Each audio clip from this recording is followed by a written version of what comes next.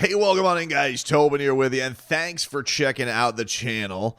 Appreciate you stopping by. So we talked about the draft pick in another video. I'm not talking about that here. I want to get to the other pieces of Heat news. It was a fodder-filled day with the Miami Heat. Even it got onto the national broadcast, which was definitely strange. But it was a bit of a two-parter, and one of them continues to surround a player that continues to get ties to the Miami Heat, and the other is in regard to a player that it appears maybe his time in Miami is going to be very short-lived. So the first one to me, I'll get out of the way though, because to me they're kind of tied. So I'll get to the timing of the first one, and that was Andrew Wiggins. So there was a lot of fodder today around the Lakers and the Miami Heat reportedly having trade talks, and that surrounding Andrew Wiggins going to the Miami Heat. It was a story that was broken by Anthony Irwin, who is the Lakers Lounge podcast, and he had said that the Miami Heat have had trade discussions involving Andrew Wiggins. He said that the deal would likely involve expiring contracts, so probably Rui Hachimura with either Maxi Kleber or with, of course, our old friend Gabe Vincent. Handsome. And according to Irwin, the Miami Heat are also in the midst of this deal trying to get a first-round pick for trading Andrew Wiggins to the Los Angeles Lakers. But the other interesting thing that was part of this, it was a blurb by Barry Jackson and Anthony Chang's article in the Miami Herald, and that is in regards to the Heat and the way they described what they're trying to do as far as trading Andrew Wiggins. And it feels to me like it's become even more of a welcoming description than what it has been in the past. So they described it as, they say, the Heat is very open to trading Wiggins, according to a source. Removing his $30 million player option for 26-27 from Miami's books and replacing it with expiring contracts would give Miami $45 million in cap space in the summer of 2026 with the ability to create more. You know, you still have you have the Terry Rozier contract. We don't know what's going to happen with the Duncan Robinson deal. But aside from that, it is interesting to see that the Miami Heat have gone from, all right, they may trade Andrew Wiggins, or they're open to trading Andrew Wiggins, to now it's going to, they're very open to trading Andrew Wiggins, and there are active Andrew Wiggins talks going on. And I gotta say, I'm not surprised. Like the Andrew Wiggins thing last year, it's not, and I'm not trying to dump on Andrew Wiggins. I don't want to do that. It just felt awkward from the time he was there and he put on number 22. It's like, hey, this is strange. You're not only traded for Jimmy Butler, you're wearing his number. Then he's hurt a lot. He doesn't, the Heat kind of need an offensive infusion into their team, but Andrew Wiggins is a little bit of a floater as far as in and out of, he can explode and then he can kind of fade out and all that. And, you know, he's across the country from his family at the time, and it just did not feel like a marriage that went very, very smoothly. Not that it was animosity, not that it was hostile, it just was a weird fit. And you want to know something? It's okay. Sometimes things are weird fits, especially right after you're in this relationship for a long time and you have this long-standing player and you're used to one thing and you're getting another. And so from my standpoint, to see that the Miami Heat are pretty open to ending the Andrew Wiggins era speaks to, one, I think they also know it was a little bit of a weird fit, and two, that they really are trying to clear the decks. And it is interesting to see, you know, where this team is at right now as far as what their next trade move is, because now we can get into the second part of tonight's deal and the news that was broken by Shams Charania, which has echoed some of the other reports out there. So Shams comes out on the midst of the broadcast where the Heat are about to make their pick of Kasparis Yakachonis, and comes out there and is like, hey, what are the Miami Heat doing, Shams? And he goes, well, one name to keep an eye on is I'm told the Heat are expected to be a potential suitor of Warriors restricted free agent Jonathan Kuminga.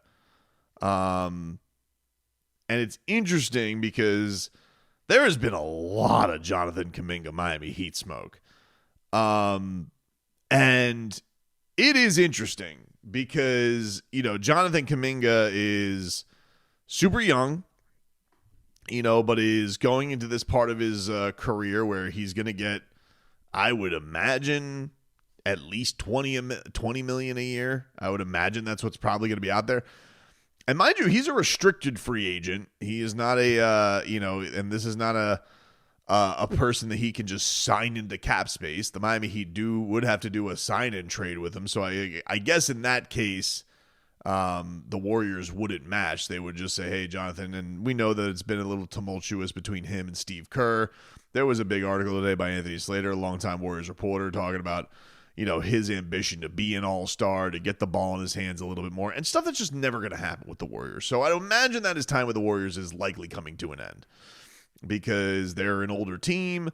They're going to go into Jimmy Butler, and it's just not going to happen for him there. And I don't really know where are the places he wants to go. But if the Miami Heat are done with Andrew Wiggins, right, and they are ready to move in another direction, they are going to have a hole at that spot. And I guess the one way you could plug it is you could go a year and you could have a situation where I guess either Bam or Jovic is your three. Or you could go in this direction of having Jonathan Kuminga there and seeing what he can bring to the table. I'm still a little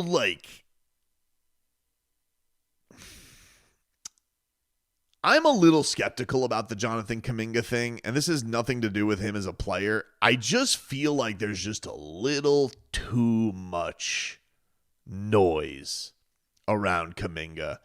I understand why people look at the Miami fit and see it, because you would say, hey, if we're moving on for Andrew Wiggins, that's the obvious fill. But you're basically saying, all right, you're going to put this guy in. He's going to be a starter for you, right? You're not going to sign to that deal, and all of a sudden he's going to be a bench player again. One, it seems like he's going to probably make a stink about that. He's like, wait, you guys were I was your free agent signing. But also it's just not like the Heat to have their business out there like that. It very much feels like, I don't know. To me, it seems very much like agent drumming stuff up. Because you haven't really heard any other teams. The only other team I've heard around Jonathan Kuminga is Chicago. And from my standpoint, I feel like the Heat, if they could have gotten Jonathan Kuminga last year in the trade for Jimmy Butler, and it ended up being Wiggins, and would have had a rental and been able to figure it out and said, all right, is this okay, it would have been one thing. If they would have been able to get Jonathan Kuminga with 1 year left, it's a tryout year to see that. Okay, the idea that the Miami Heat have to say, hey, Jonathan Kuminga, who has been with the Warriors for 4 years but has never been able to crack, or not never. He did the year beforehand, but then, yes, last year went more to a bench role and dealt with injuries this year. Is that somebody we trust and would invest 80 to 100 to 100 plus $1 million in? When the Miami Heat are, the other stuff that's in the shadows right now that seems to be percolating is the Heat are trying to clear their decks. They're trying to get as much cap space as possible. For what? I don't know. I don't even want to speculate right now. We get nothing. Why would I want to put myself out there like that? Even though, did I have delusions after the stupid Nuggets owner came out and was like, trade 15, idiot. Perhaps I did do that. But I don't know. There's just, to me, and I could be dead wrong. We could be seeing a fireball 00 press conference in a couple weeks' time. I don't know. There's just something about the Kaminga thing that feels manufactured to me. And it just feels like he either really wants to be here, he sees an opportunity. And if I was Jonathan Kuminga, I would get it. Like, I'm looking at Miami. Okay, they have Tyler here. They have Bam Adebayo. I could fit in there. I could be the 23-year-old version of Jimmy Butler. His agent, I believe, is the same agent as Terry Rozier. So that's another thing. Is the Heat as agent is Aaron Turner. And I believe Aaron Turner is the same agent as Terry Rozier. Let me just double check that so I'm not effing it up here.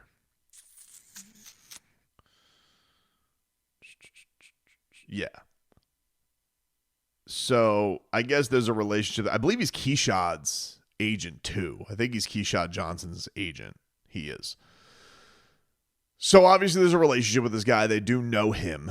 And would know, I would imagine that, hey, I have Jonathan Kuminga. Would you guys be interested?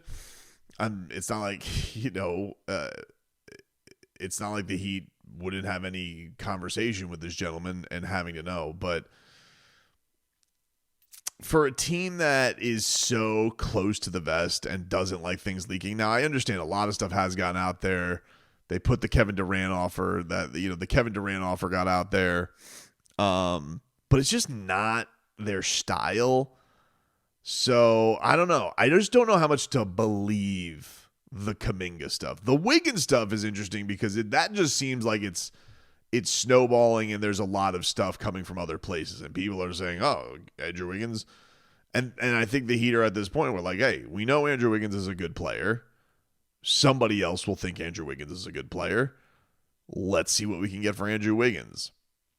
And so you have this whole ordeal where, I saw there was a suggestion today where it was like, oh, could they get Dawn Connect, flip him to Charlotte and get their pick back?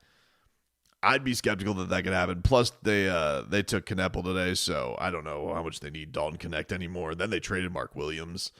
Very weird night for the Charlotte Hornets. But to me, like, the Kaminga stuff is not as interesting to me just because it seems a little manufactured.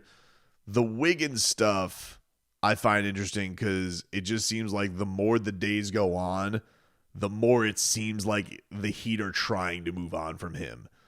And we said this when the Durant details came out. It's like, all right, well, how's that going to go over? You have a guy here who it was awkward already last year, and now he knows you tried to trade him for Kevin Durant, so he knows you're ready to move off of him as well. Maybe it's mutual. I don't know. Maybe he wants to be on the West Coast. Maybe that's better for him.